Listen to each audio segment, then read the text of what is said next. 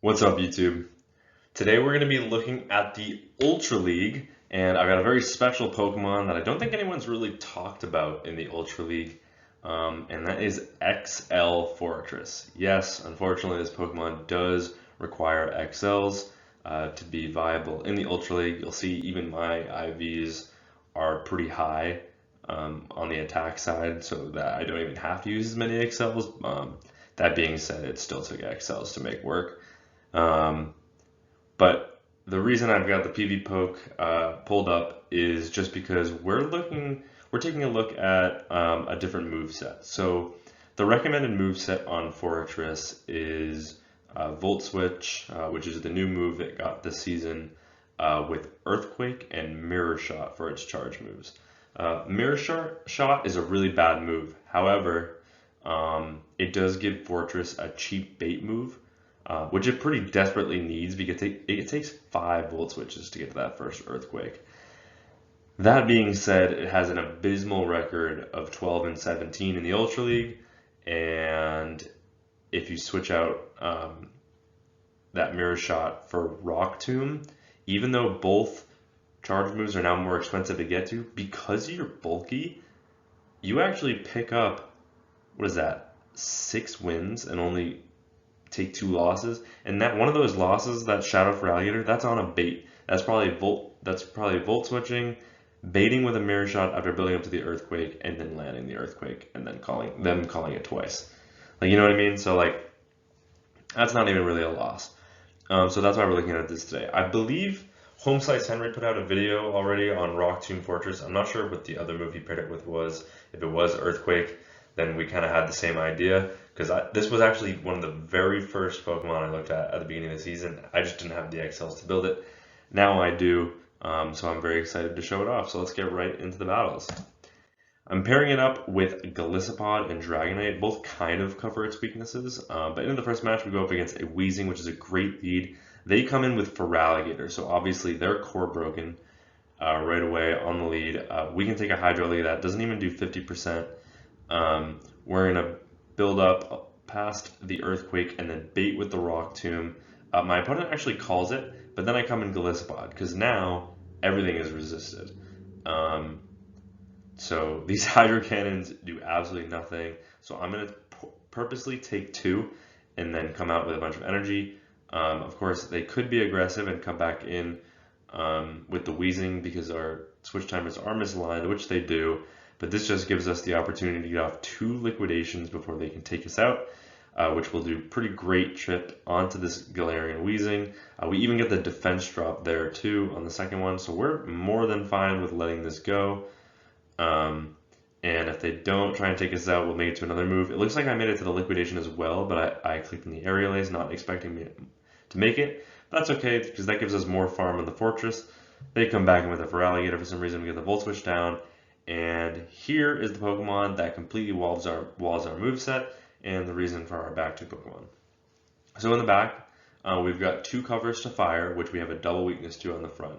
Glisspot is not a great answer, but it's better than nothing. And they also both cover Virizion, which is huge because Virizion completely walls our moveset. Fortress has a very similar coverage with this moveset to like Dunsparce in the Great League, which is why we've got these 2 Pokemon on the back. But yeah, Dragonite can more than sweep. I think I'm going to go for the 2 shield flex on Fortress, which we get. So we take that first win. Into the next match, Dragonite, another good lead. Steel, resist the Dragon Breaths. Volt switches are neutral. Rock Tomb is going to be super effective. They do farm up. I will respect a potential superpower because that will hurt. They unfortunately bait me with the Dragon Glass. So now I'm just going to go for an Earthquake on the Drapion that comes back in. They let that go, which is huge because I think I'm just going to stay in this matchup. Poison Stings are double resisted. And if I'm able to get the Volt Switch farm down, which it doesn't look like I'm going to because they get that crunch debuff, then I can get a Rock Tomb off onto this Dragonite on the lead. So we've taken out this Drapion. We are still at a shield deficit, but if they don't throw, we're going to make it to a move here, which is huge because now we can match with our Dragonite, and these Dragon Breaths are going to tear through them before they can get to a second move. So we are going to expend our last shield in this matchup, and then they come in with Sand Slash. So we're full sending this superpower. Why? Because we don't want to give them farm, and if they call the bait, it's an instant takeout. We've got a great answer to Gliscopod still alive. Gliscopod completely walls the moveset of Sand Slash, unless they're running Aerial Ace, which would be crazy, but they're probably not. They're probably running Drill Run, Ice Punch, so they are completely walled here. All we have to do is basically make it to a liquidation, and then this game is won. They do go for the catch, but we get the catch instead onto the Forretress, which is huge. They go for the undercharge, take us out. They get 1 Powder Snow extra of farm because of that, maybe 2 actually looks like. But at this point, the game is over. They can only throw resisted moves. This liquidation will nearly take them out. So no matter what this move is, Ice Punch, Drill Run, we will take this win. And it's just a nice punch. Into the next match, Venusaur. This is another good lead because everything on them is double resisted. Frenzy, double resisted. Select Bomb, double resisted. I don't know if my opponent hasn't realized that yet. We're about to find out. They go for the Frenzy, so clearly they understand everything's double resisted. Probably just means they're core broken in the back. We can go for that Earthquake. That does pretty solid chip. And now we're just going for the Rock Tomb for some reason. Maybe just making the damage on this next Frenzy less, and then that way we can get the full Volt Switch farm down. Which is actually a pretty good play, because if we think they're weak in the back, which it looks like they are, then we can get those 2 Volt Switches off and get a catch of the Hydro onto our Dragonite, which is pretty huge. This is a Night Slash, which we will respect, because that will basically take us out at this range. We are forced to throw a Dragon Claw to grab that shield back. I'll be interested to see if I let this go or if I go 2 shields. It looks like I'm going to go 2 shield to keep alignment. I really do want that Forretress to be aligned with the Venusaur, but it actually looks like they have Feraligatr in the back. So now we're going to get off that Dragon Claw. They come in with Venusaur, which is at 1 HP, and then yeah, game is over. So another pretty easy and swift win there. Golurk. Okay, first bad lead of the match. This is a Mud Slap user, Volt Switch. It's double resisted. We come in, unfortunately, with our hard answer. Kind of both of them are hard answers. They both resist Mud Slap. Dragonite double resist, but we also have the super effective Shadow Claws and Liquidation on Gliscopod. So you just come in with your safe swap, which is Gliscopod on this team. And if they don't throw, I'm going to get to another Gliscopod. I could have gone for 1 extra Shadow Claw, but it looks like they're going to shield this probably either way, which they do. This does put me in a little bit of a tricky situation, just because I can't really Volt Switch farm them down, so I have to come in with Dragonite. I will shield the first one in case they go for a big move there. The second one I can let through, which should just be another brutal swing, which we can survive. So we're at the 1 shields. They do have switch advantage, so let's see what they align with our Dragonite here. They come in with Guzzlord. I'm just going to go for the superpower here. It probably does a little bit more damage. It lands, and then we come in with our Forretress to reset that debuff. They're just going to go for the Shadow Punch. I'm going to go build up to the Earthquake and then bait with the Rock Tomb, because my opponent, this is their last Pokemon. They have to shield this. They shield a resisted Rock Tomb, which is huge, because now that probably means I can survive that Dynamic Punch. Look at how little that damage was. And that means I can get to an Earthquake, which is massive, and then I get the Snipe with the Dragonite. I get a few extra Dragon Breaths in with the Dragonite, but they make it to a move on the Guzzlord, and I just barely lose that match. It literally came down to 1 fast move in the end there, so that was a close game. In the next match, Walrein, that's a pretty good lead. They come in with Drapion. I don't have a great answer for Drapion. They do go for the Crunch. I build up to the Earthquake, baiting with the Rock Tomb, because it is a Shadow, and I actually call it, which is pretty massive. I go for an Aqua Tail catch on to my Dragonite, but I do not get it, but their attack is lowered at this point, so I can survive 1 move. I could have thrown another move to maybe deny this charge move, but maybe I lost track of energy. Then they come back in with Walrein. I'm going to get off this superpower to grab that shield back, which is good because now we're only down 1 shield. And then I come in Gliscod. Why do I come in Gliscod? Same exact coverage as Sandslash, right? Earthquake, Icicle Spear, everything is resisted. So they have to go for these resisted Icicle Spears, while I go for neutral Shadow Claws and Aerial Aces. So we're just going to slowly chip at this Walrein. Looks like they are not throwing. Let's see what they decide. Then they come in with Tapu Fini. So now we see they were ABA weak to Electric and Steel, kind of. So we have a great answer in Forretress here. They kind of throw an alignment there. Not the best timing for my opponent. Gives me a full Volt Switch for free. That Surf did absolutely nothing. Now we're going for the Rock Tomb. They do let that go. That just gives us an extra Volt Switch. And then it's just the wall right in the back. Unless this is an Earthquake, this won't take me out. It is the Earthquake, but now that means they've used all their energy, and I can go for the full farm down.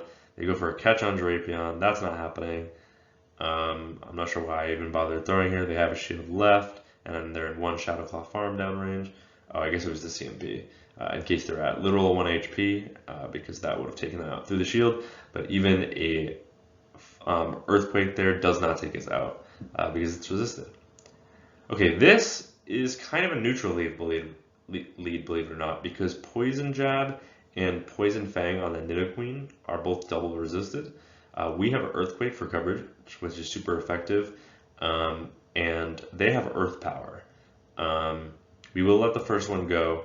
As you can see, our Earthquake does significantly more than that Earth Power. And then I wait the turn and go for the Earth Power catch and Gliscod.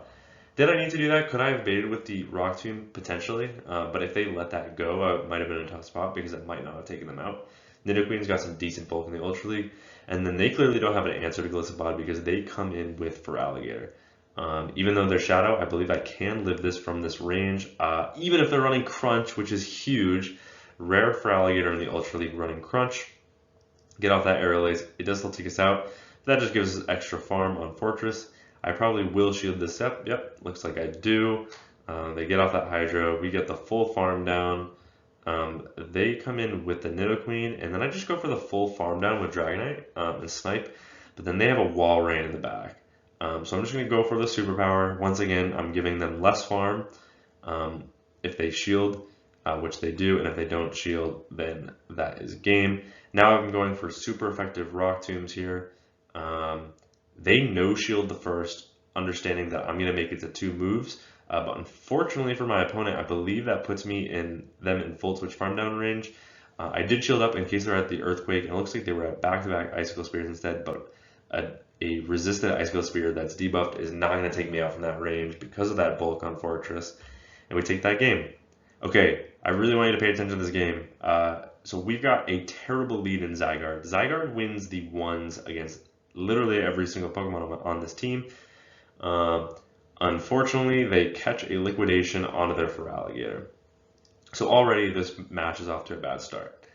But this isn't even the bad part yet. So they get to a Hydro here, but I don't believe they're at back-to-back, and I know that Shadow Claw will go through and KO. So we actually flip switch, which is pretty nice, because now that means we can align our Forretress onto the Tentacruel and our Dragonite and the Zygarde. So at least this is kind of a neutral matchup. I'm going to double shield my Dragonite here and go for the full farm down. But unfortunately, these Dragon Tails are doing so much damage, and my Dragon Busts, because they're so bulky, are just doing absolutely nothing. And it looks like I'm not even going to make it to a second move. This puts them in terrible farm down range, especially when, I don't know if you noticed that, I'm actually going to pause the video to rant for a quick second, because, so what just happened there is when I came in, I got 1 turn bring in lag. This happens all the time on iPhone, and it is so frustrating. I know Android users are having a terrible time with frame drops. For iPhone, it's the 1 turn lag when you come in with your next Pokemon. It happens all the time. I tend to not showcase them in my battles because of how frustrating they are. But if I do, it's because they didn't influence the battle. This one you're going to see does influence the battle. Keep in mind, I just lost 4 whole turns of energy on for that Volt Switch. Not even the damage. I'm not too worried about the damage because, look, it's a Zygarde. They are super bulky, and Dragon Ground typing is going to triple resist my Electric Volt Switch. I'm not worried about the damage. What I'm worried about is that they got their move in here, and I did not get my energy. So let's just resume this battle because that's going to play a crucial role. I will shield this up just because I know the Tentacruel is going to be the least of my worries. It looks like that might have been a CMP tie. I'm going for the Rock Tomb. They shield that up, which is huge. It was a CMP tie because now that means I can survive this Skull a lot better. And now it just means I have to build up to the Earthquake. So I'm throwing the Earthquake after 3, which is good timing, right before they make it to the next Skull. Had I had 1 extra Volt Switch of energy here, I would actually be able to make it to a move right there before they make it to their move right here. And even a Rock Tomb from this range probably would have taken out, but I think I would have gotten to the Earthquake because it was on the 4 cycle.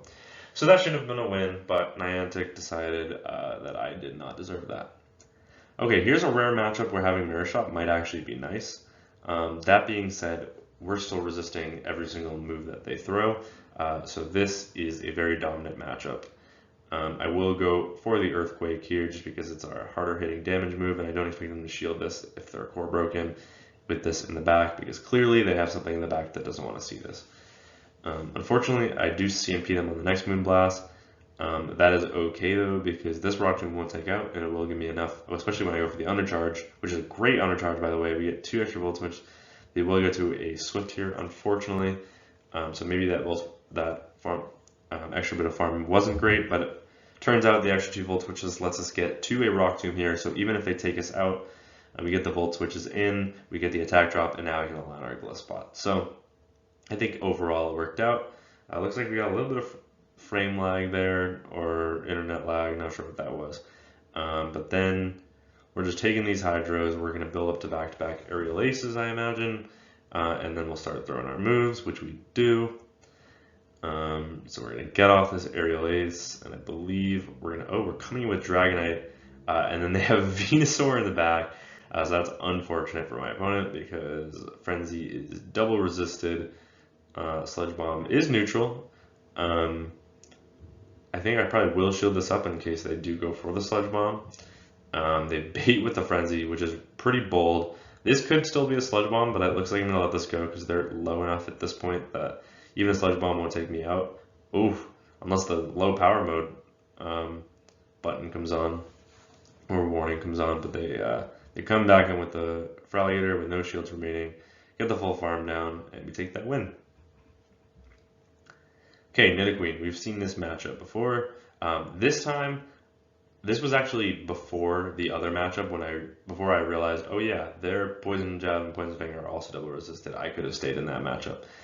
So I actually switched into Glyph Spot. That being said, it kind of works out in this battle because I bait out a Clefable, which our Dragonite absolutely does not want us to see. This is only a Swift, so yeah, we can just let this go and we can get to another move. Looks like we're going to farm up 4, hoping that they throw on CMP again, but they don't. They go for the extra farm. We actually get this pretty low, and we get the defense drop. So now we can come and Volt Switch them down, get the full farm down, not worry about any moves here.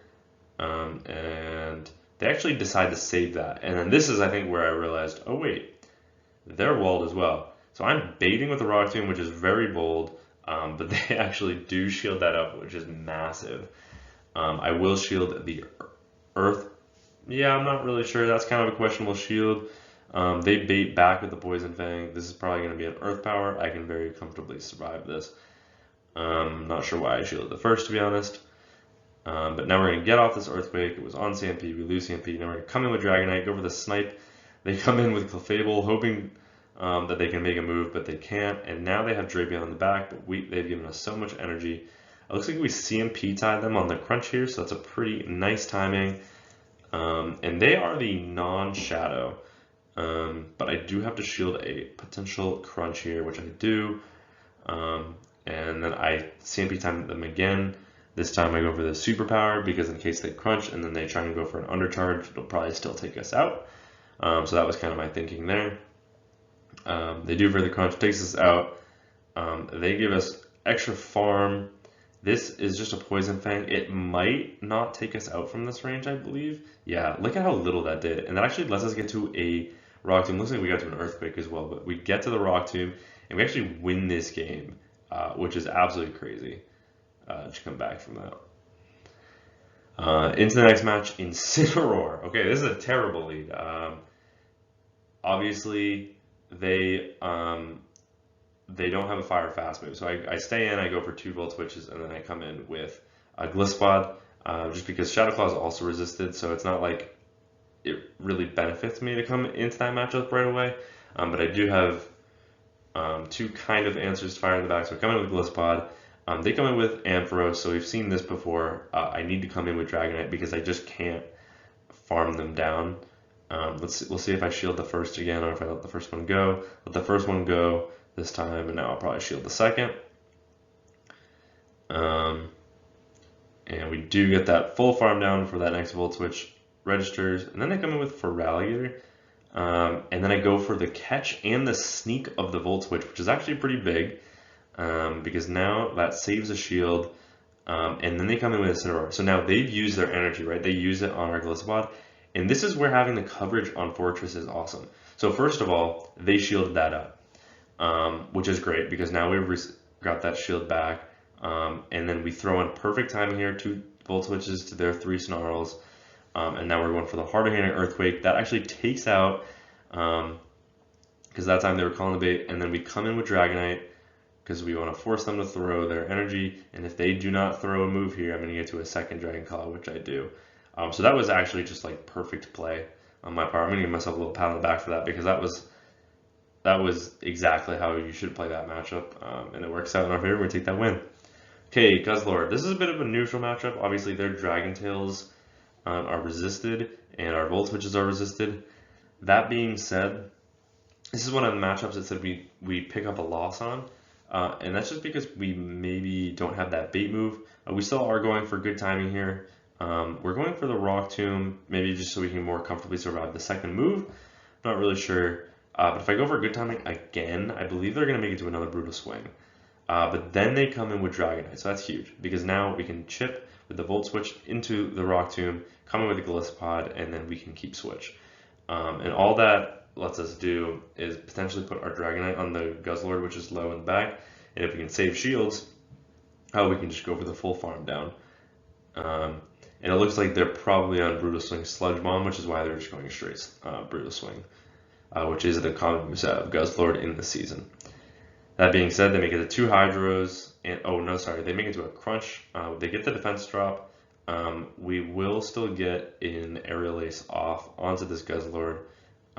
They're pretty low, and now this is where you see the aggressive switch into the Dragonite, knowing that I can shield and fully farm this down, which is huge because what is that last Pokemon in the back? It is Tentacruel.